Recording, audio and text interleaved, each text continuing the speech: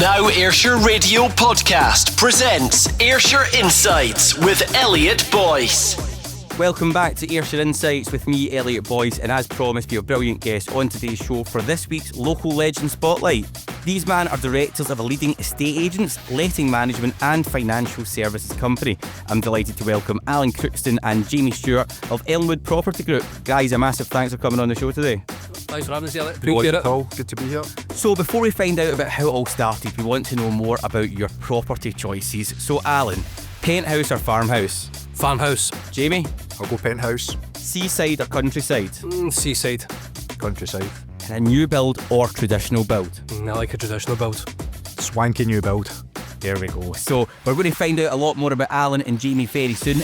Tune in live every Sunday from 10 a.m. for Ayrshire Insights with Elliot Boyce. Only on Now Ayrshire Radio. Now Ayrshire. So where did you grow up? I grew up in Irvine. We would straight go through terrace. What about yourself, Jamie? Bit of a mixed bag. I've grew up loads of different places. I was in Singapore for a year, Tenerife for 3-4 years, and then a wee village called Coyton, just on the outskirts of Ayr, is probably where I spent the majority of my time. I would still say that's my town, my hometown. So there we go. So through terrace, Singapore, Tenerife, and even into Coyton. Yeah, and sorry, New Zealand as well for 6 years, just to make it up feel easy. And Alan, where were you? Irvine, and still I'm in Irvine now, yes. So, Alan, what was your first job? I was actually a waiter in a local hotel, hospitality for a few years before I made my way into what I do now. And what about yourself, Jamie? I was I don't even know what it's called, a parking attendant at Prestwick Airport. My job was to pretty much just direct people into the right lane, so a sign could have done my job. And best bit of it was actually just walking around picking up litter. There we go. Listen, so first job, and now to both being directors of a leading property management company right here in Ayrshire. So I take it, the transition from being a parking attendant and working in the hospitality industry, you didn't just jump into starting a firm that does estate agency, letting management and financial services. What was the journey in that? Where was your journey, Alan, in getting to where you are? I made my way into a housing association. I was looking for a bit more structure rather than getting away from the hospitality industry, and in that kind of fell in love with working with property and people. And from there, I naturally was drawn towards estate agency. It was a natural progression for me. And did you work in other estate agencies? I take it, did you just did you work in various estate agencies around Ayrshire? Did you kind of go elsewhere? Was it all did you focus solely on property, estate agency, valuation? What was your path within estate agency? Yeah, so in estate agency, I worked with one of the big kind of corporate firms, went in as a trainee, worked my way up there, and really enjoyed it, took to it, done really well straight off the bat. Noticed, I didn't really expect it, but I noticed I had a kind of natural talent for it. So, from there, worked my way through the ranks, got into management positions, and realised I think there's a better way to do things, so the only way to do it is go on your own. Absolutely. And Jamie, your background, are you a estate agency as well? No, my background's quite varied. So I went to uni to go and do civil engineering, stuck at that for sort of 10 years all in with my degree included. Loved it at first, took me all over the world, made a good bit of coin from it as well. But there was days where it just felt like Groundhog Day. I was stuck in a job that wasn't really my passion as well. My passion has always been property. I've always been doing properties up, at weekends and on the side as well. And then the finance aspect of it as well. So yeah, property's always been my bag. And then I retrained as a mortgage broker maybe 5 years ago or so.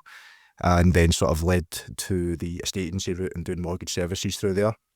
Fantastic. Now, amazing journey, and clearly with the roles and what you'd done in your past life, you've realised that, to be honest with you, you want to be self-employed, you want to do your own thing, you want to make your own money. And I imagine both you guys, clearly coming from a sales background and also financial services, you understand the numbers. At the end of the day, you can see that you might be getting a wage, you might be getting your commission, but there's another big chunk of that that's going to the firm, and I think, take it, that was your drive to go, well, I want that chunk as well. Yeah, 100%, yeah. It was always just, we met together at an estate agent, one of the big corporates, and we'd always sort of talked about it as well, and One day we just sort of made it happen, had a coffee, and says, right, we're going to do this, and pretty much just jumped into it. Absolutely. And some journey now. The idea of Elmwood then, where did that come from? The name, the brand?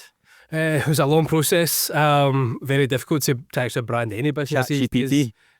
No, it wasn't about the time, thankfully. Well, not unfortunately, maybe. We tried various different formats, whether a taken or it was very difficult to compete online for the kind of keywords. So I pretty much spent hours and hours in various different forms, and this is when we eventually stumbled on. We went, you know what, we ended up in Elm, that was taken, but we thought... So the Elm stands for Estate Agency, Lettings, Mortgages, and we thought Elm Property sounded really cool. But it turns out there's another local outfit just up in Glasgow. So we've decided somebody got there first. Somebody got there first, was like, Elm, if we just stick a wood on the end of it, sounds quite good, quite brandable. This is it, branded it. Absolutely. Now, amazing journey. Really looking forward to finding out about that. And we're going to find out about the big wins and the biggest lessons next. Now streaming. Ayrshire Insights, hosted by Elliot Boyce. This is Now Ayrshire Radio. So guys, Alan, what would you say your biggest win's been? Well, when you very first start the business, you're always concerned, will the business come? So to be honest, the biggest win, particularly when we first started, was that very first contract. As small as it may seem, but it was a massive win for us, particularly to early doors. And it was a wee mid-terrace house up in Kilbirnie.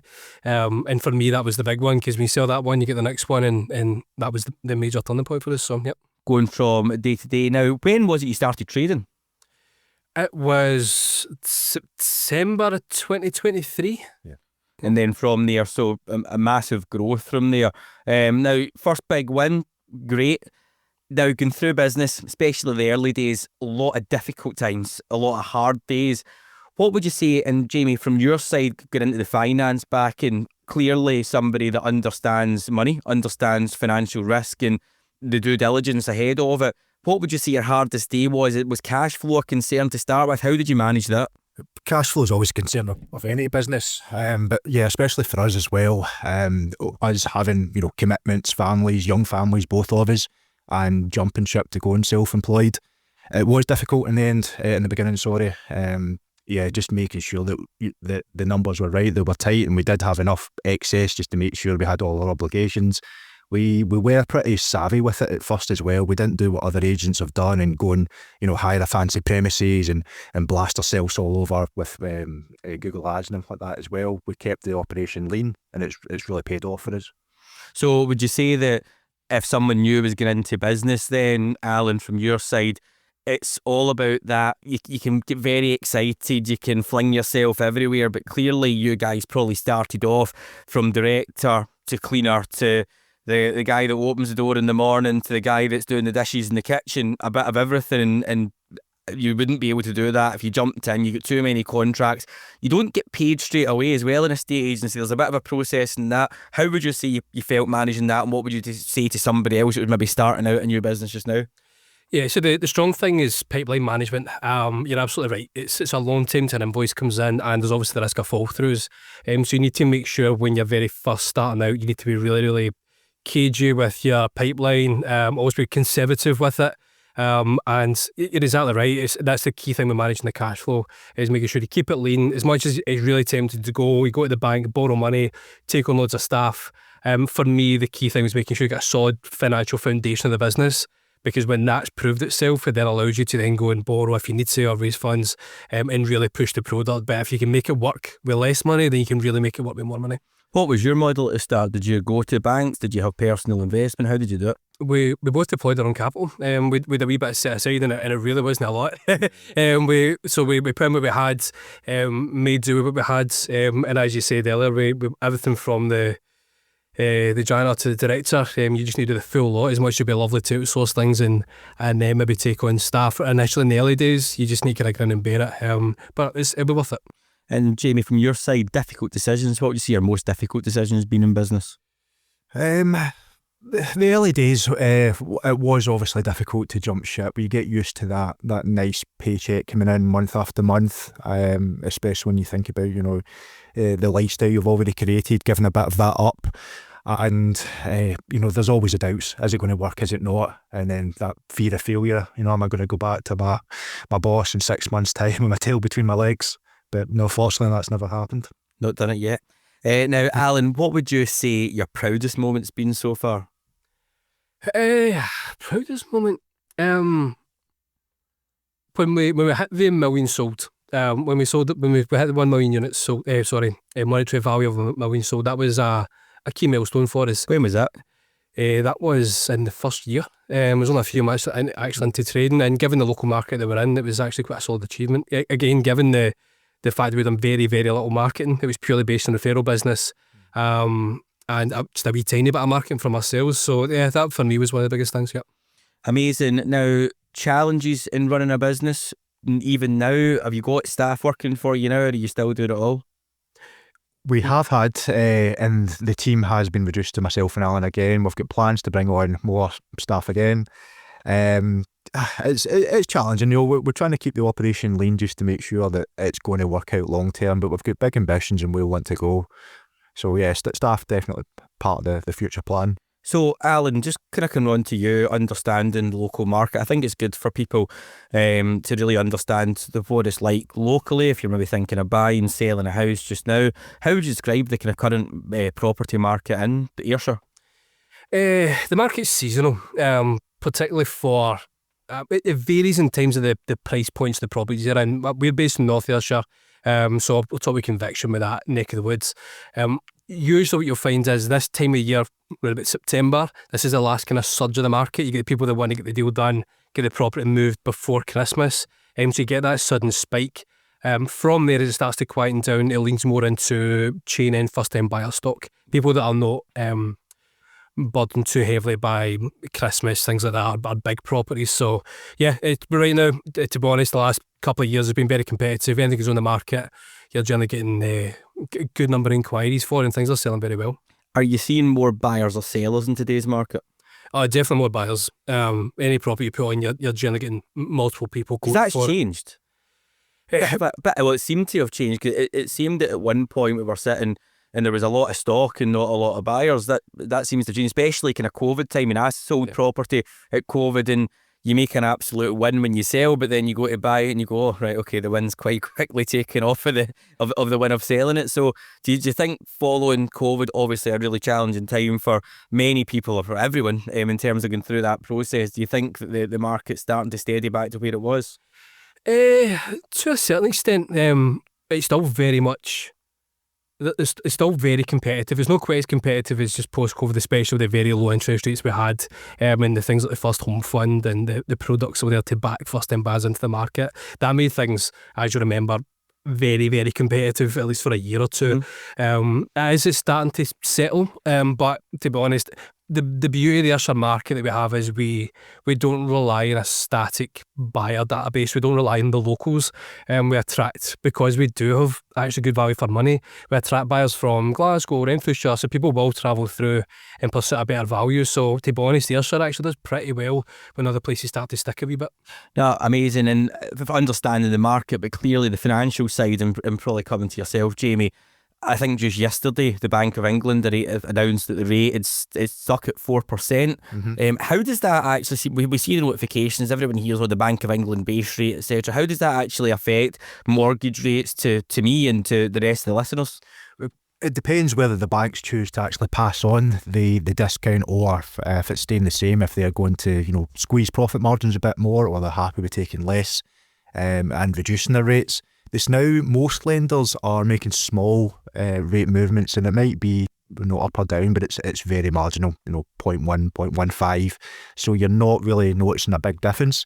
Long-term trend is it's still declining. The base rate needs to come down just to get hold of inflation. So we are going to see mortgage rates, now don't hold me to this, but likely come down within the next couple of years. So to be fair, it needs to be. And I think, the affordability for people, if you look at mortgages and stuff, when I secured my mortgage, I'm sitting at a higher interest rate. I'm at the point now where I think I've got a year or so left on the fixed mortgage rate, and is going to be coming out to remortgage, and you've got that kind of anxiety of going, right, what's it going to be like? I don't, and you can tell me if I'm wrong, I don't want, as far as I'm concerned, I don't want to be sitting a variable rate.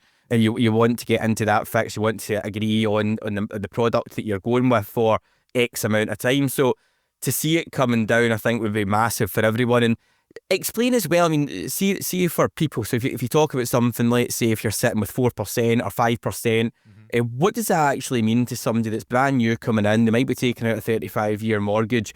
What's the difference of a percent really mean on say, let's say an average of £200,000 house? Yeah, it can be significant, and you've just hit the nail on the head there. It's the amount of borrowing.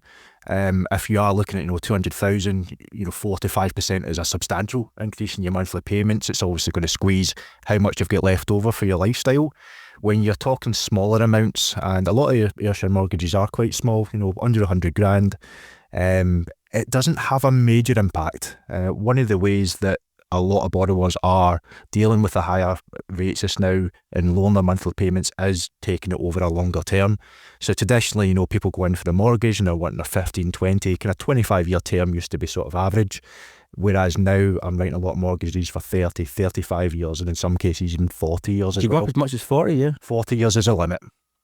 That's it. It's significant. And at the end of the day, I mean, it's the biggest purchase that most people, if not all people, make in their life is their house, and it's really important to get it. And also the financial advice. Now, another thing, get on to the financial services again.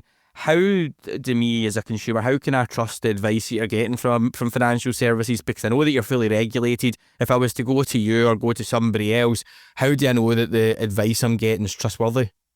Good question, and I wouldn't say that all brokers are the same as well on the level of advice they get. Some basic sort of due diligence is really to ask the broker, who are your panel of lenders? And a lot of brokers only have maybe 20, 25 lenders, but you're really looking for someone that is whole of market.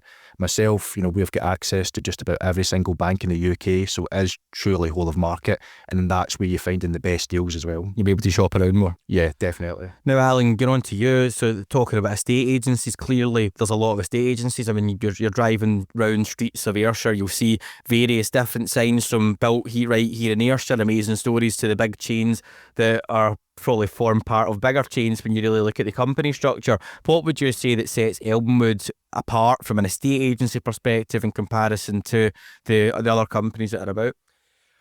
So one of the key things is it's a level of communication, both with sellers and buyers. So we're dedicated to speaking to sellers every day, Monday to Friday, with constant updates. And there's also a single point of contact. So if I'm the person that sits in your living room, you'll be agreed to go in the market, it'll be me you deal with right the way throughout until the keys change hands. On the very rare occasion I ever take a holiday, which isn't looking likely at the moment. I've got a team behind me, but ultimately it means you've got a key point of contact and we've got constant communication on a daily basis.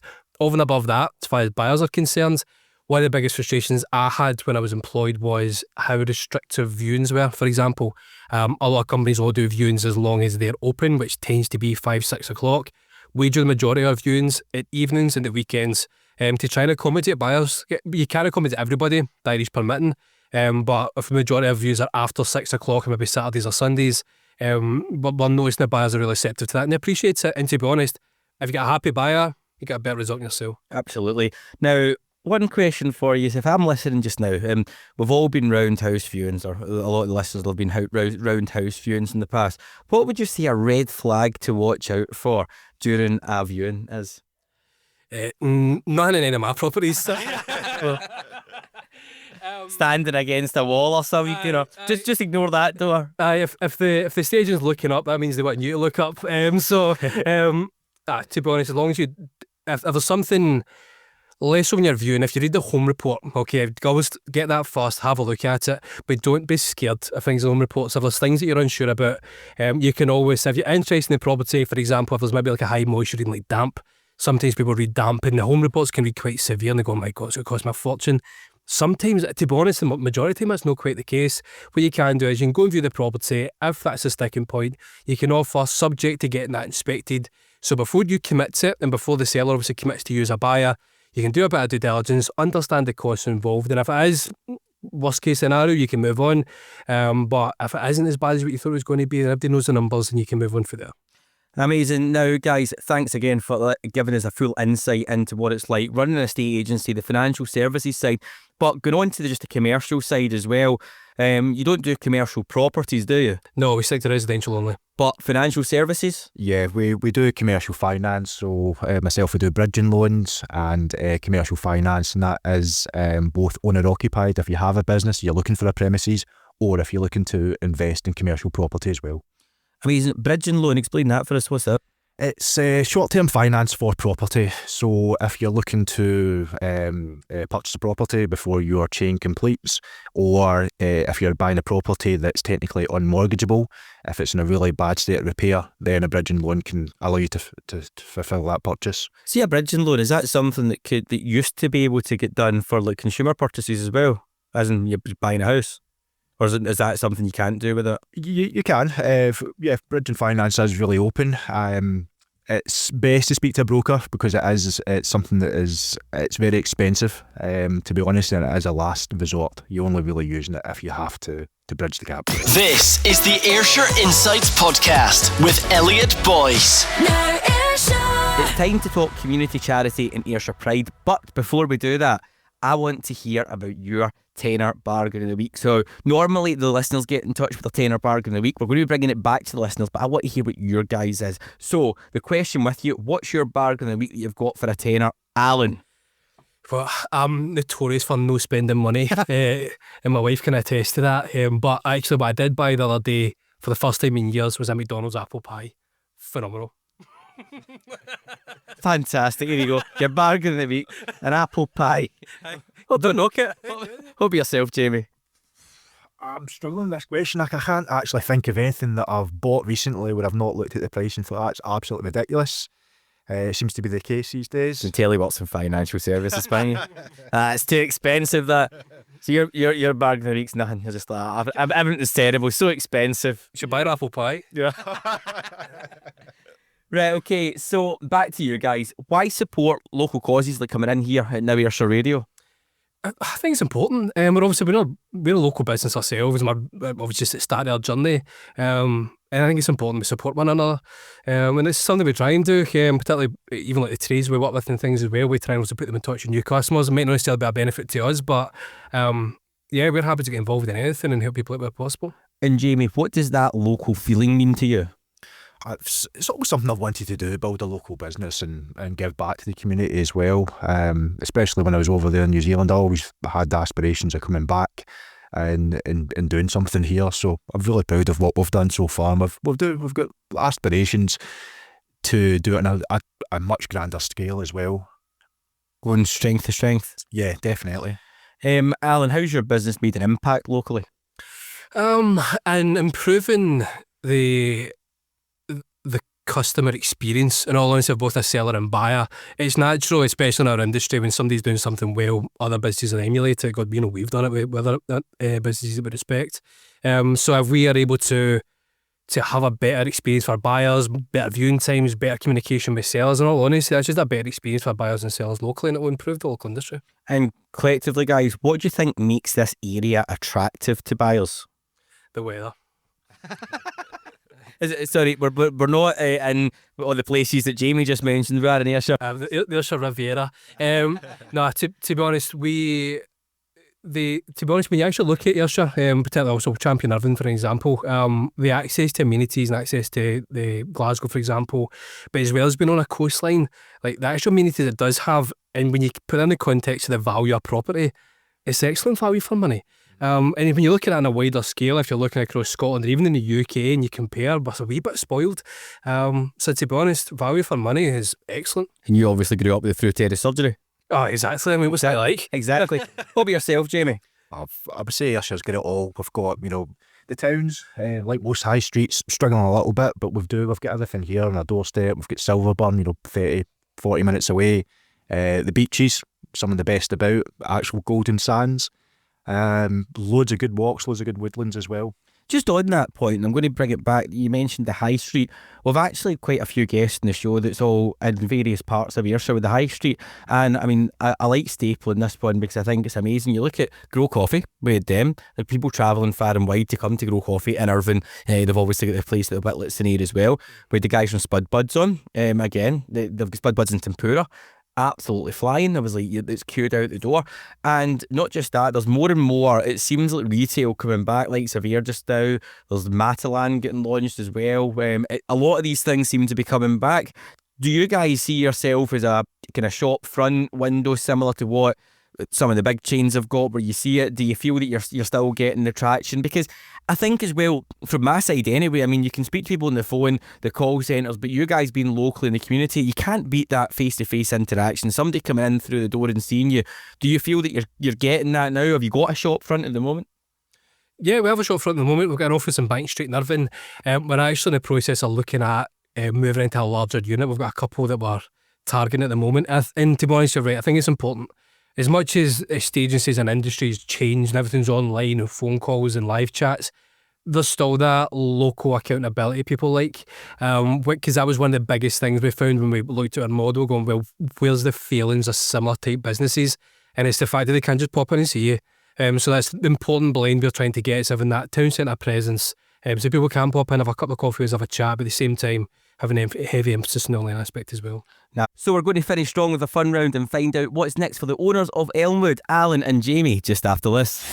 Tune in live every Sunday from 10 a.m. for Ayrshire Insights with Elliot Boyce. Only on Now Ayrshire Radio. Now Ayrshire. If you've just joined us, I'm with Alan Crookston and, well, I was with Jamie Stewart of Elmwood, and it's time for 5 fast ones. And the reason why I say that, I've just chucked Jamie out of the room because we are going to play 5 fast ones. I'm going to ask Alan 5 questions and Jamie is going to get called back in, and we're going to see if Jamie can guess what Alan's answer is. See how much he knows, Alan, beyond the business. So Alan, I don't want you to think about it. Just shout out the first answer that comes into your head. Are you ready to play 5 fast ones? Yep, let's do it. Right, okay. What's your favourite takeaway? KFC. Song that always lifts your mood? Moving on Up by Primal Scream. Best thing about Ayrshire? Seaside. What's the weirdest moment at work? I witnessed Jamie buying biscuits for the office once. And who plays you in the movie of your life? That's got to be Brad Pitt, isn't it? There we go. Right, we'll chaff him and we'll see if we can get Jamie back in the room. So Jamie, you're back in the room. We've just done 5 fast ones and I want you to see if you can guess what Alan's answers were about Alan. So what would you say Alan's favourite takeaway is? KFC. There we go. You've got 1 mark so far. What would you say the song that always lifts Alan's mood? Alan's got a rather unique taste in music. Half the stuff he listens to I don't even know, I've never heard of. Lately he's been on a Ozzy Osbourne. Got my close. No. I'll just leave it. Was it moving on up, wasn't it? Primal Scream. There we go. So it's not that. What would you say Alan said the best thing about Ayrshire is? The scran. He's a food man, Alan, so... What did you say, Alan? Say the seaside, but I was right. Yeah. Right, so you're sitting at 1 point. What would you say Alan said the weirdest moment at your work was? Alan's initial interview to the estate agents that gave him his first start. Oh, I don't know. Well, it wasn't that, and there's a story there. It was actually saying about the time that you brought biscuits into the office. I couldn't believe it. One time. One time. And who do you think Alan said plays him in a movie of his life? Brad Pitt, obvious choice. There we go. He's got 2 out of 5. Thanks for playing 5 fast ones. We'll be asking our guests every week to get involved with that. So, Alan, what's next for you and your business? Scale. So we're looking at growing the team. We are looking to obviously take on a bigger space locally in Irvine where we are. And we've got a few weekend irons in the fire that's slightly different, so we'll see how they play out.